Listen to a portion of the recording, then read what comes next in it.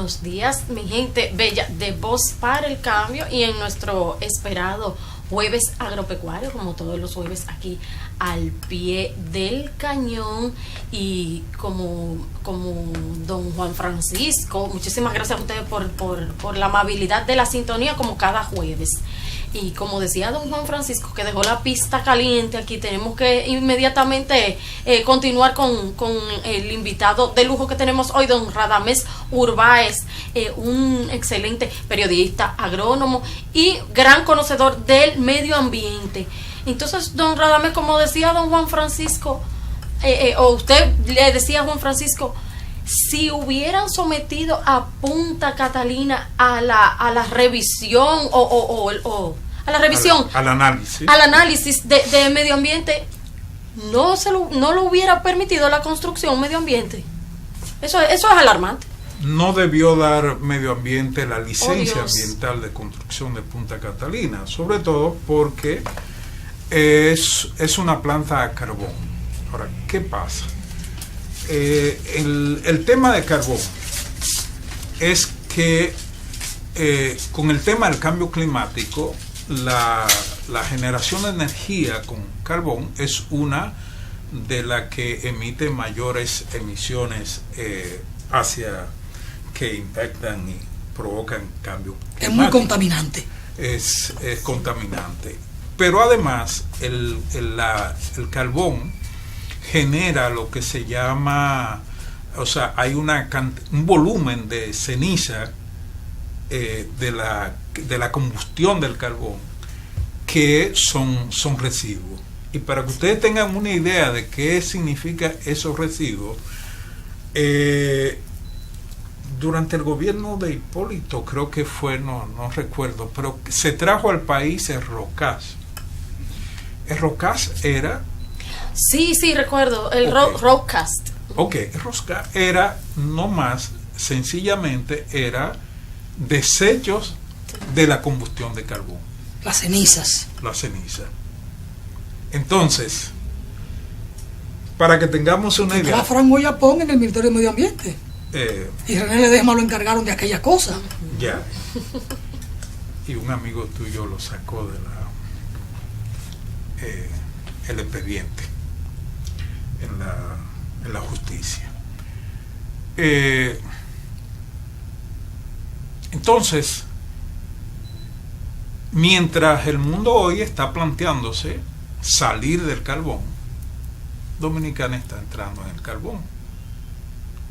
Entonces, se ha discutido en medio ambiente qué va a pasar con los desechos de carbón, dónde los van a tirar, qué van a hacer con ellos, si aquella vez vinieron esos y fueron lanzados sin ningún criterio. Bueno, Puerto Rico ha estado en lucha, levantado contra una planta de carbón que tienen por la ceniza. Y ahora, el año pasado, hubo a principios de año, grandes movilizaciones en Puerto Rico con el tema.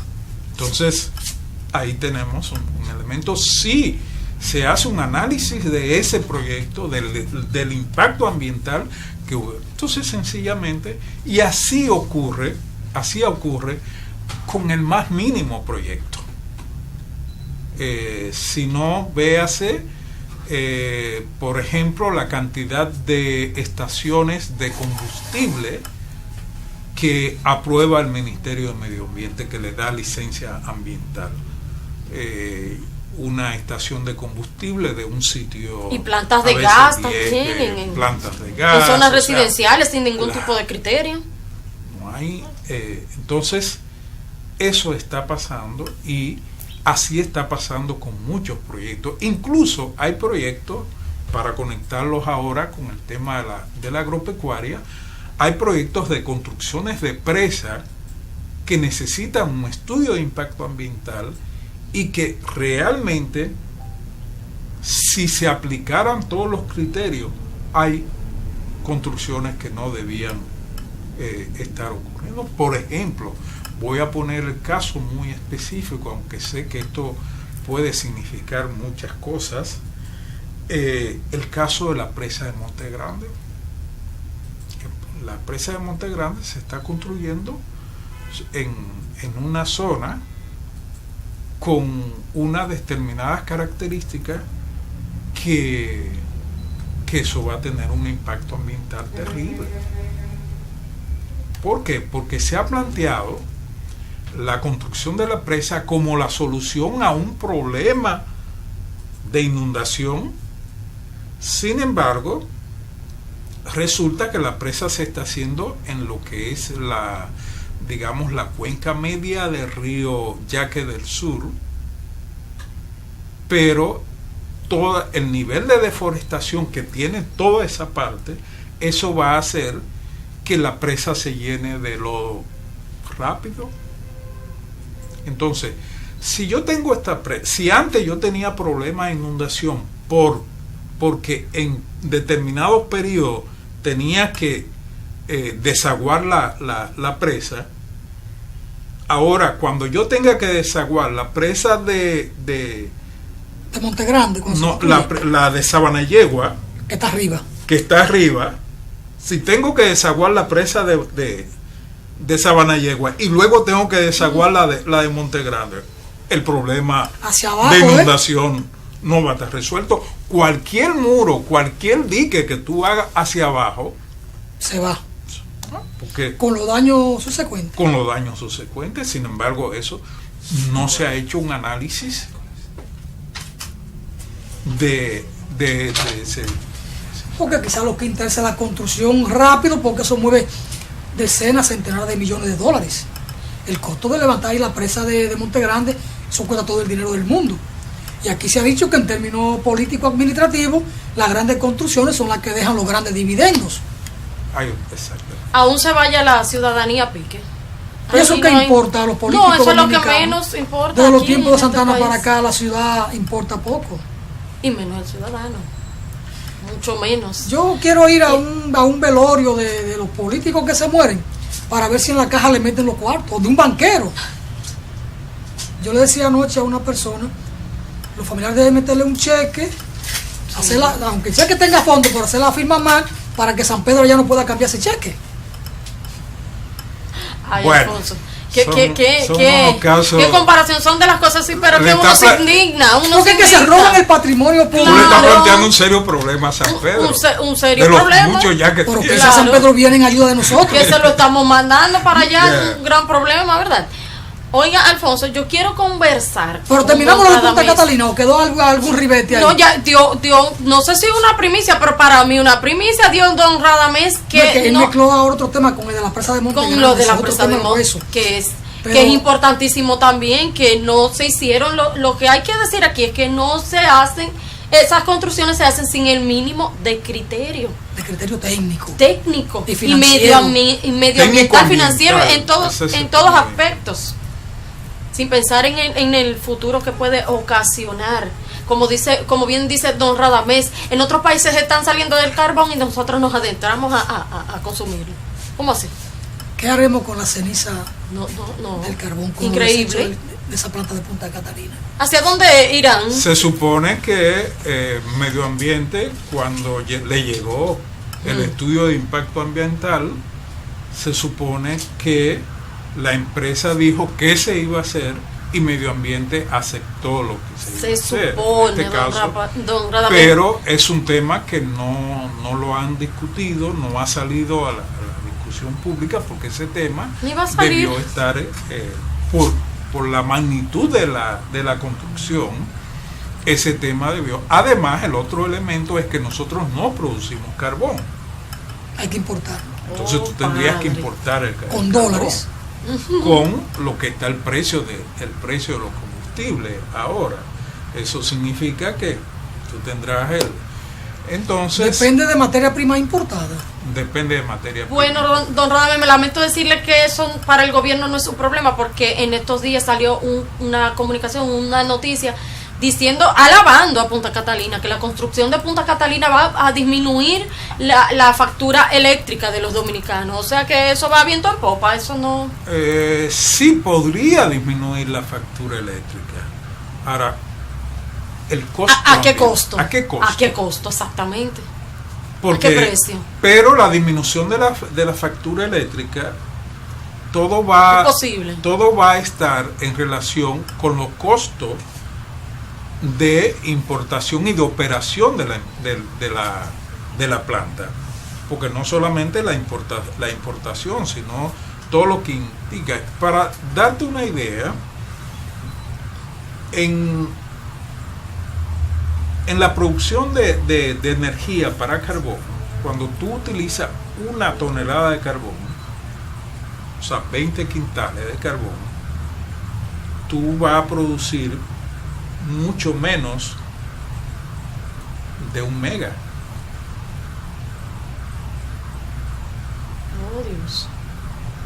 Entonces tú necesitas tanta tonelada de carbón, y si no, aunque era en tiempo muy antiguo y la tecnología ha superado, pero para que tengas una idea, si tú ves los trenes de las películas de los años 50, ¿no? Las vaqueradas, con el tren aquel de Clint Eastwood, quienes que habían unos trabajadores que echando carbón para allá, estaban siempre echando alimentando carbón la chimenea esa. a la chimenea.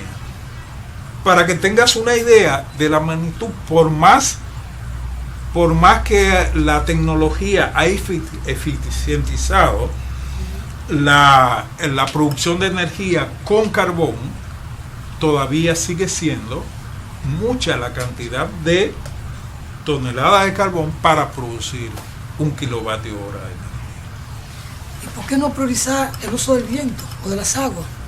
Aquí tenemos viento y sol de más.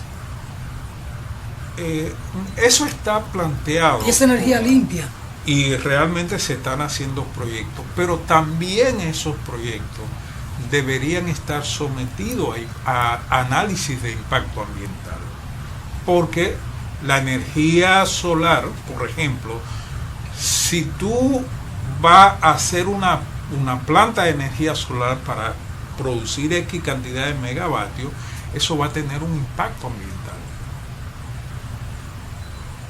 ¿Por qué? Porque tú vas a usar una zona, vas a poner paneles solares, pero en esa zona, en esa área, por ahí pasan aves, o sea, y tú vas a tener un desequilibrio. Eso tengo que analizarlo. Por ejemplo, pero tengo que analizar también la inversión en términos de generación. Por ejemplo, con los proyectos eólicos. Los proyectos que están poniendo en el caso de allá de Oviedo, la zona de Pedernales. La zona de Pedernales. O sea, yo tengo que analizar si la inversión es una cuestión que yo llamo la atención también, porque la inversión en relación a la cantidad de megavatios generados hay que discutirla, más el impacto ambiental, por ejemplo, en una zona de área protegida como es la zona de Pedernales, propiamente. Por ejemplo, tú vas a tener un impacto de los generadores eólicos con las aves, o sea, las aves pasando en un momento determinado, o sea, ahí puede presentar un problema. Entonces, lo que quiero insistir es que cualquier proyecto, incluso para resolver una situación ambiental y para producir energía limpia, tiene que ser sometido a un estudio de impacto ambiental con criterios, con análisis bien ponderado. La ley lo establece, Radamés, pero también te pueden presentar un estudio X ahí para justificar que lo hicieron. Y entonces retuercen cosas, variables, fenómenos, altura, esto, que lo otro, y dan el permiso ambiental. Sí, con sí, un estudio. Sí, eso es lo que... ¿Y quién certifica ese estudio? Y está establecido, por ejemplo, en la legislación está establecido que la población tiene el derecho a analizar los estudios de impacto ambiental. Pero ¿qué pasa? Cuando se somete un estudio de impacto ambiental por un operador, se pone un aviso en el periódico para indicar a la población si tiene alguna objeción, pero el sistema es el siguiente que tienen. O sea, tú tienes que ir a ver el proyecto a medio ambiente, porque no te dan el proyecto, y deberían dar el proyecto para que la población sepa eso que tú dices, dónde va a ser la construcción, qué tipo de cosas, dónde van a ir los desechos, qué tipo de desechos produce. Entonces, y medio ambiente solamente pone un anuncio del periódico o incluso hasta la empresa, cuando son proyectos muy grandes como Punta Catalina o una cosa, entonces plantean lo que es una vista ambiental, una vista pública, pero muchas veces esa vista pública lo hace la empresa con el proyecto en la mano, no entrega el proyecto y no entrega el estudio de impacto ambiental a la población. Entonces, esas son limitaciones que evidentemente, aunque está planteado el tema de la participación en eso, entonces no se puede y la hacer. transparencia y el derecho a la información pública, ¿por qué secuestrar información? Y algo se esconde. Y el otro tema está ahí planteado, es el tema de la organización social. Entonces, la mayor parte de las organizaciones sociales están prácticamente no funcionan o están cooptadas por el sistema gubernamental. Y no tienen realmente Entonces, participación ahí hay en esos temas. Además, muchos de esos temas requieren de capacidades y habilidades para poder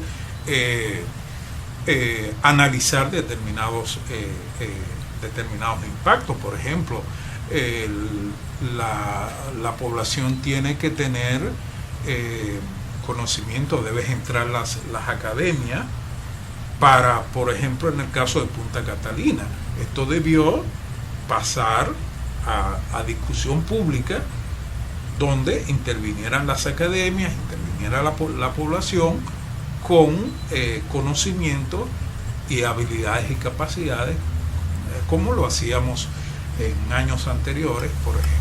Ay, don Radames. Pero en esto de intervenir la Universidad Autónoma, los gremios científicos o de profesionales, CODIA, AMPA, ADIA, sociedades ambientales, SOESI, ASODEVA, y ahí están los especialistas. Pero les secuestran la información y finalmente el proyecto no lo entregan. Sobre todo a los especialistas o a la Academia de Ciencias. Y no toman en cuenta a nadie al final no toman en cuenta a nadie, imagínense. No escuchan, porque hay intereses, hay cosas que esconder. Claro que sí, y que donde hay cosas que esconder, nada fluye con normalidad. Vamos a seguir en el tema de Punta Catalina, porque está interesantísimo. Hay un tema, pero usted quería plantear otro tema, Joemily. Sí, adelante. yo quiero plantear el tema de yo estuve conversando fuera de cámara con don Radames, el tema de los residuos sólidos, que me toca de manera profunda como ciudadana preocupada del medio ambiente, y porque eso impacta a nuestras generaciones futuras, dígase mi hija, mis nietos. Entonces estuve conversando con don Radames sobre la ley de residuos sólidos y sobre políticas claras que definan, políticas claras que concienticen a la población a hacer un uso adecuado de los residuos sólidos. Pero me decía don Radames que eso es bastante complejo, porque aquí ahora mismo, por ejemplo, se está importando basura, importamos basura. Y es un tema, y eso me alarmó y es cierto cuando don Radames me comentó eso. Y eso es un tema como que no se le ha dado así la seriedad que tiene eso. Pero es lo contrario, debemos nosotros exportar basura. Cuando veníamos para acá, Radames y yo para el programa, claro, todo el trayecto está lleno de basura. Vamos a exportar basura, Radames, en vez de importar. Es un tema.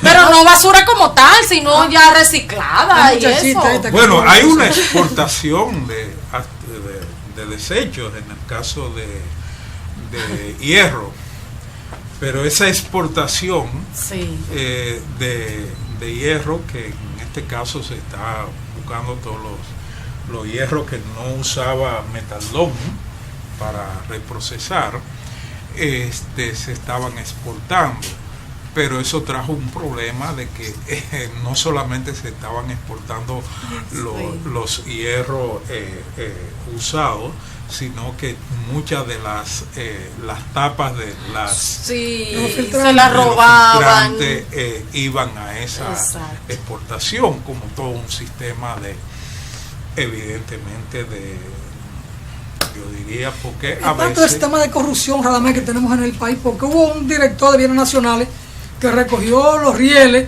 que debía ser un patrimonio del país, y lo vendió.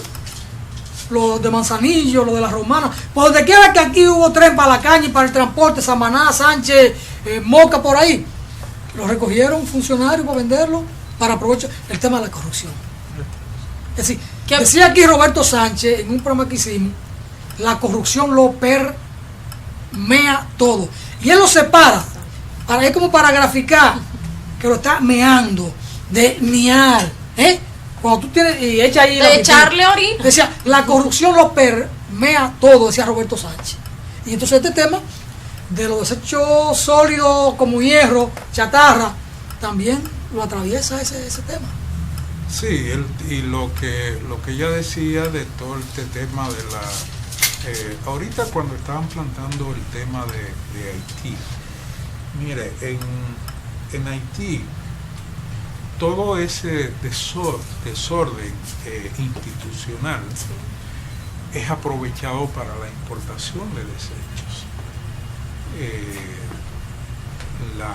En Haití tuvo todo el ROCAC, que aquí hubo cierta protesta, en Haití no hay protesta. Haití lo está recibiendo. O sea, por Y se- determinadas razones, y no y se queda con- solamente a veces que el otro tema que también no se discute es los desechos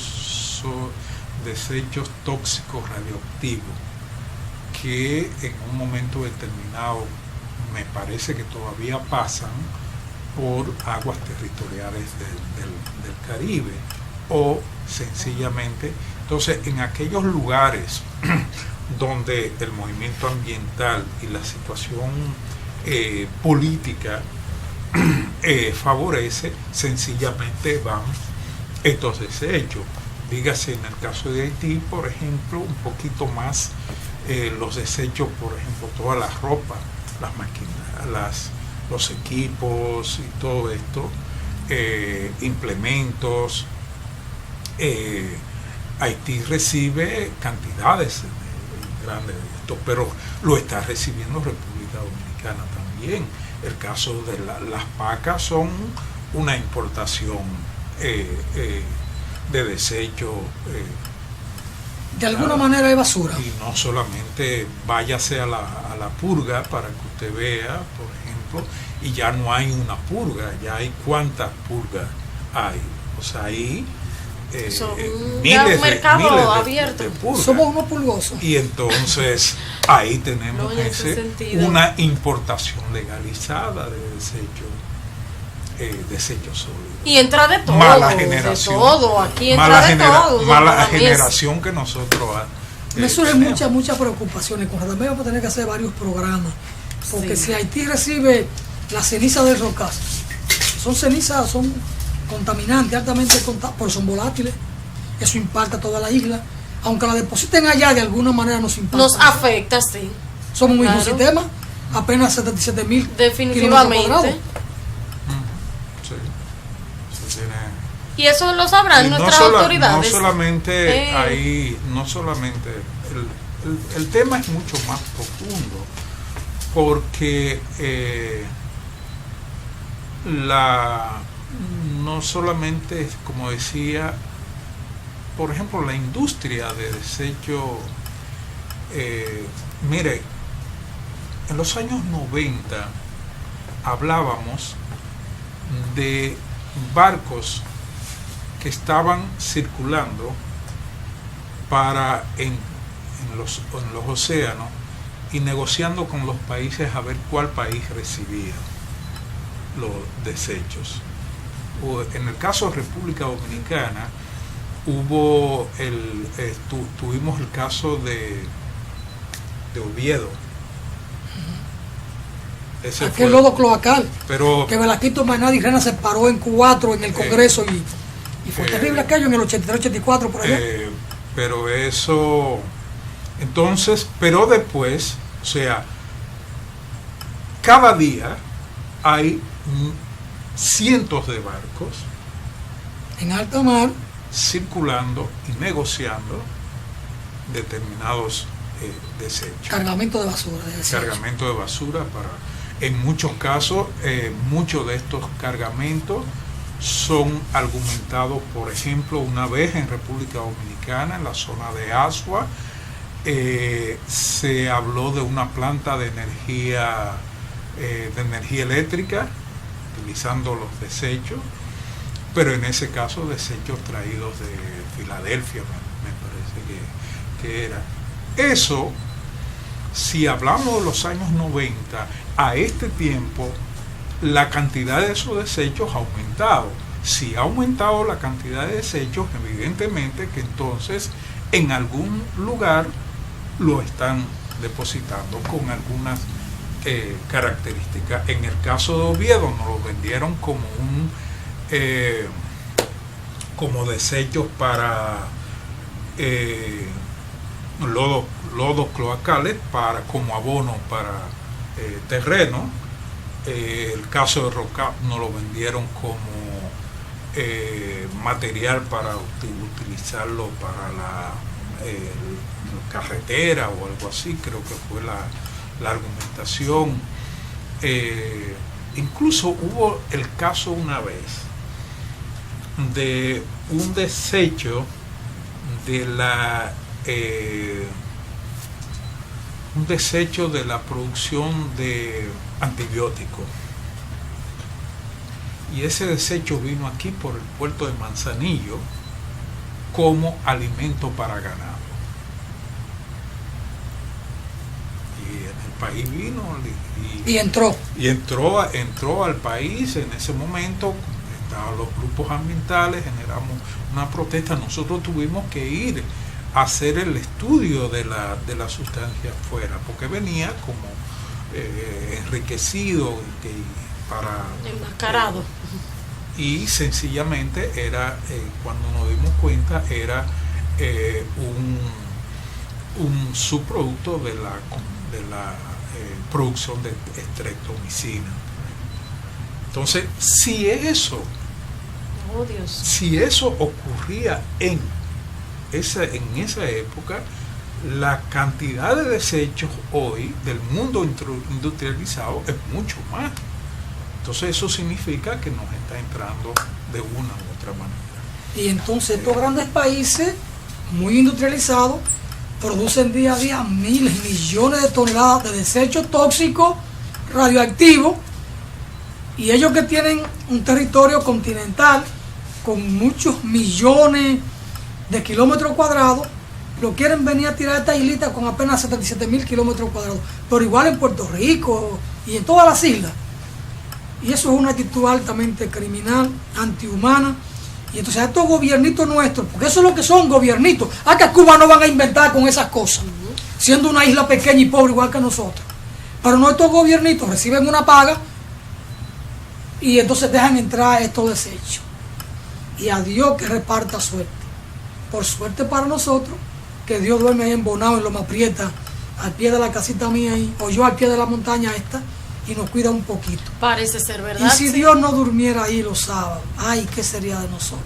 Parece ser verdad, porque todo esto que vemos y no nos afecte de la manera que debiera afectarnos, parece ser verdad. Hace falta que usted venga con más frecuencia al programa.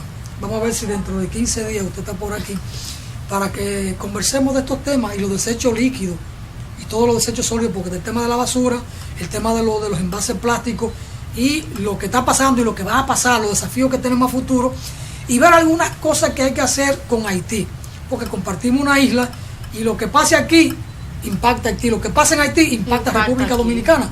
Somos una isla y muy pequeñita. Y estamos conectados en la superficie y por debajo de la tierra, por el subsuelo, hasta por los mares. Hay aguas subterráneas que cruzan de aquí para allá. Sí, sí. Bueno, Radamés, muchas gracias por estar con nosotros. Ustedes no se muevan. Muchísimas gracias, don Radamés. Que Ustedes- seguimos aquí, Joemel y yo, con las agropecuarias. Volvemos Para en cerrar breve, el no le programa. cambien. Venimos en breve.